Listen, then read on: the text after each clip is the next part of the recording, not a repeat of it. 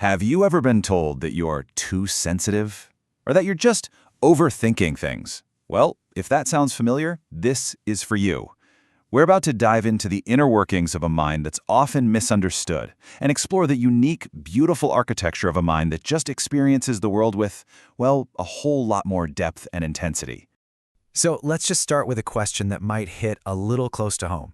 Have you ever found yourself in a situation where you just felt like your thoughts, your feelings, your whole vibe was just too much for the room?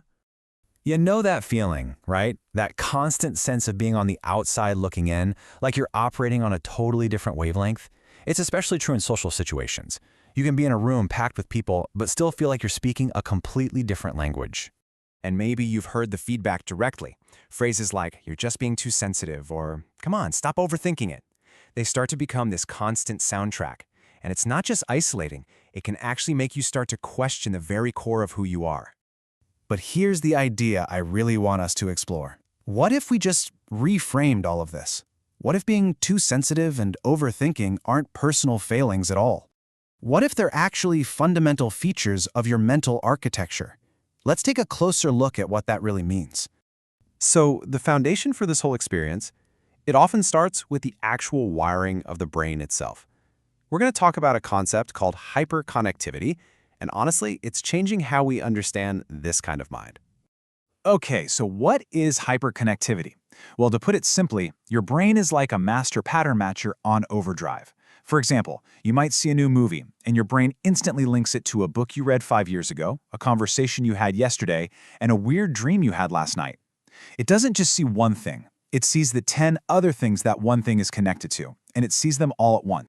And this really gets to the heart of the difference. What might feel like scattered thinking from the inside is actually this incredibly high-fidelity perception of a really intricate web.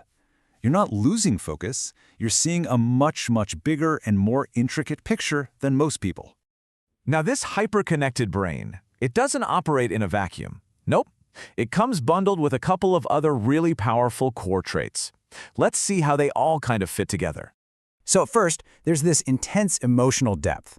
Because you're processing everything so deeply, it just makes sense that your emotions are going to be richer and way more complex. And second, there's this internal nagging drive for perfectionism. I mean, when you can see all the connections and all the possibilities, you also see the ideal version of how things could be, and you're just driven to try and make that a reality. Okay, so with all of this going on, have you ever just stopped and wondered why small talk can feel like running a marathon? I mean, why does talking about the weather feel so profoundly draining? It really comes down to this. A surface-level conversation is low-energy input, but your mind, it's a high-energy processor, constantly searching for depth and patterns and connection. It's kind of like trying to run a supercomputer on a single AA battery. It's not just inefficient, it's absolutely exhausting and leaves you feeling deeply unsatisfied. And this brings us to the main event, the big idea that really ties all of these pieces together. This is where we shift from just understanding the parts to finally seeing the whole system for what it is. Okay, we've talked about the hyperconnected brain, the intense emotions, the exhaustion of anything superficial. So, what's the point? What does all of this actually mean for how you see yourself? It means this, and I really want you to hear this. You are not broken. You're not flawed, you're not too much, you're not faulty. Your operating system is simply different. That's it. So let's give it a name, and just to be clear, this is a way of thinking about it, not some formal diagnosis. Let's call it a multi-dimensional mind. Think of it like a mental operating system that's literally designed for processing complex, deep, interconnected data. So of course, when it's fed simple, surface-level stuff, it feels incompatible. It's like trying to run advanced video editing software on a basic pocket calculator. It just doesn't work.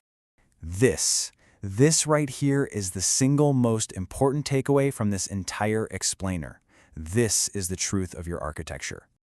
Let this one sink in for a minute. The sensitivity, the overthinking, the intensity, these are not bugs in your system that you need to patch or fix. They are core, unchangeable features of how you were designed to see and navigate the world. So the next time you feel like you are too much, I want you to try and flip that script in your head. Your mind isn't too much. It is by its very nature built for more. More depth, more connection, more meaning. And that leaves us with one final, and I think really powerful question. Understanding the blueprint of your mind, that's the first step. The next step, well, that's all yours. Knowing the unique architecture you're working with, what are you going to choose to build?